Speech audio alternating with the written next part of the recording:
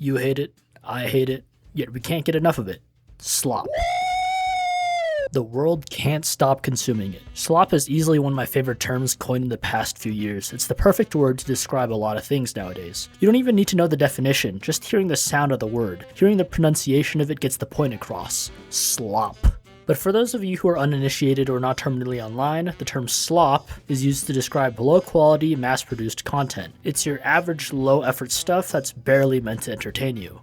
The type of content you know is stupid and low-key a waste of time, but it tickles your dopamine receptors enough to keep you engaged, even just a little bit. And even more recently, slop has been largely associated with AI content, where it replaces human creativity with a soulless, clanker-made replica. Typical AI slop. AI art, music, AI written articles, and now we have AI videos. So today I'm diving into the world of slop a bit, identifying different kinds, and what makes them slop. You'll come to find that identifying it's actually pretty easy.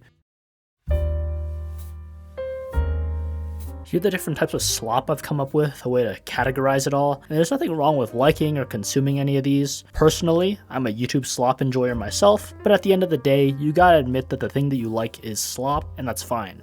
I think. I was thinking about gaming and whether or not there can be anything within gaming that can be considered slop, since every game has a developer and people who work on them, and at the moment, anything longer form has some non-slop value to it. But after marinating on it for a bit, I came to the conclusion that, indeed, there are piles of gaming slop. And it's always been a thing. Think of the cash grab video games they used to do after every big movie got released. All of them were actual poop from a butt. I haven't really been paying attention to movie-based game releases, but nowadays we have Roblox and the armies of children making slop games and soulless copies in Roblox Studio. So many games on Steam are low-quality cash grabs praying for Moist Critical to play them. Think of the COD series, the sports games, Madden, 2K, games where they don't change the game in any way, nothing new or innovative, just the same game as the previous title with a new skin. Or the typical AAA cash grab, with horrible game design where it feels like they weren't even trying to make anything good. Concord, Skull and Bones, Suicide Squad, slop. I don't have to tell you that there's slop in the film industry, I'm sure you know. For everything, everywhere all at once, or Sinners, you get a Tron Ares and Red 1. Disney be churning out live action remakes cause them Disney shows love their slop. With movies, you know what's good and what's not. Simple enough. When I say TV show slop, you definitely know what I mean. Hell's Kitchen, Love Island, The Bachelor, The Bachelorette, your average reality TV, shows like Young Sheldon and The Good Doctor, even tons of fan favorites I would consider slop. Friends, Seinfeld, How I Met Your Mother, House, The Office, all of which is slop. Besides Quirk-Chungus millennials, who actually sits down on the couch and is like, I'm gonna sit down and watch a full episode of The Office. I'll lock in. I'll give it my full attention. No one. Raw dogging an episode of Friends, no phone, no distractions is actual psychotic behavior. This kind of content is pure second monitor content, background noise on the TV type beat. The I don't know what to watch on Netflix, so I'm gonna watch this show I've already seen 1,000 times, but instead of actually watching it, I would just doom scroll.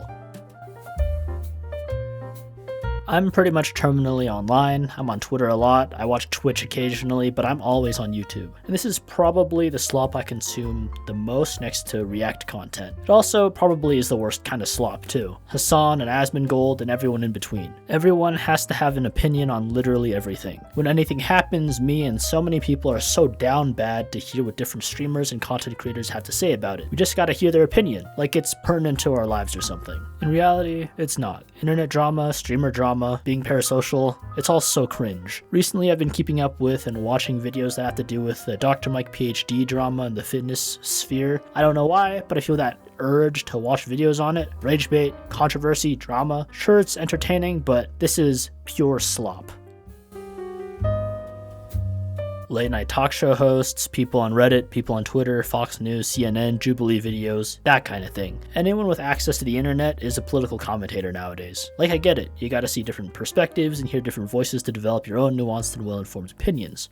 But man, there's so much political slop out there that adds nothing. Everything has got to be super divisive and polarizing. You probably shouldn't base your political opinions on someone else's political opinions. Like, read the news, catch up on current events, listen to what different people have to say on a topic. Learn as much as you can. Then after you've learned everything and heard everything, you can, sit on it for a bit. Then come to your own informed conclusion. Don't be a headline merchant.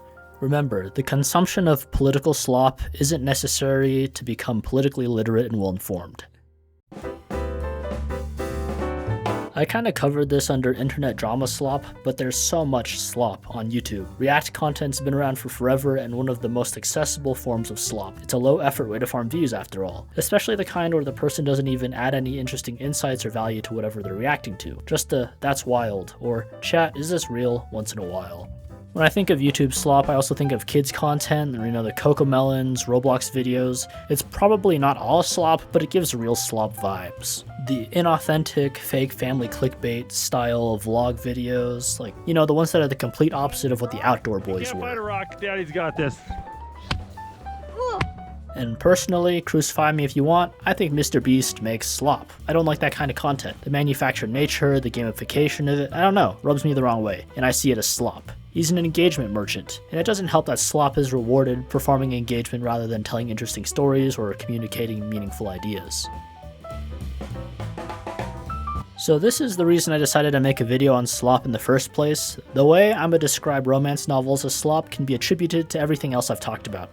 I'm just able to articulate it better when hating on something, like romance novels. Anyways, I like to read. I read a lot of fantasy and whatever else is good. I only read the highly rated stuff. My sister's the same. A couple weeks ago, my sister was sick, so all she did was study and read. She's on Goodreads a lot to look for books, and she discovered the prevalence of female romance novels. She decided to read a bunch of the more popular ones to understand why they're so popular, and she still doesn't get it. From what I can tell, it's popular because it's slop.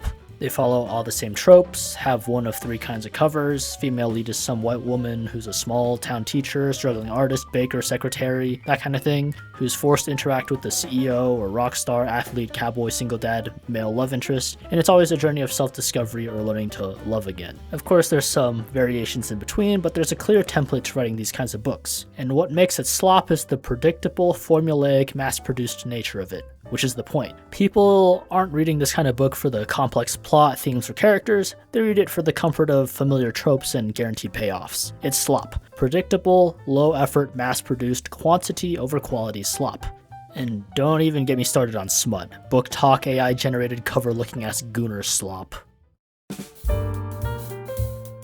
TikTok, Reels, Shorts. They're the perfect form of slop. The perfect sell, kid boo final boss of it. Think about it. It can be pumped out quickly, it takes low effort, just use the AI text-to-speech voice, and it's extremely easy to consume. After you watch short-formed content, or more like after you binge short-formed content, you usually don't feel smarter or happier in any way. You usually don't feel anything in general. Ever since I was in high school, people have been telling me that the consumption of TikTok and short-formed content is going to cook my brain and bring ruin to my generation and those who come after, generations alpha, beta, etc. And they were right. Me and so many Zoomers have been cooked by TikTok-type content. My cousin's kids are Gen Alpha, and they are addicted to their iPad with a funky case. But people are definitely talking like it's only happening to the younger generations. But man, Gen X, millennials, it's happening to all of us. But what we did underestimate is how it would absolutely one-shot boomer brains. All the old people, boomers, they were definitely not prepared. Actual coughing baby versus hydrogen bomb scenario. Like American Indians versus the white man diseases. My parents, grandparents, aunts, uncles, along with other boomers I know are getting absolutely rocked by TikTok and Facebook Reels. I swear their consumption of it is pretty much the same as the average 14-year-old. We just don't talk about it. And if we're talking about real slop munchers, them boomers, they can't resist slop.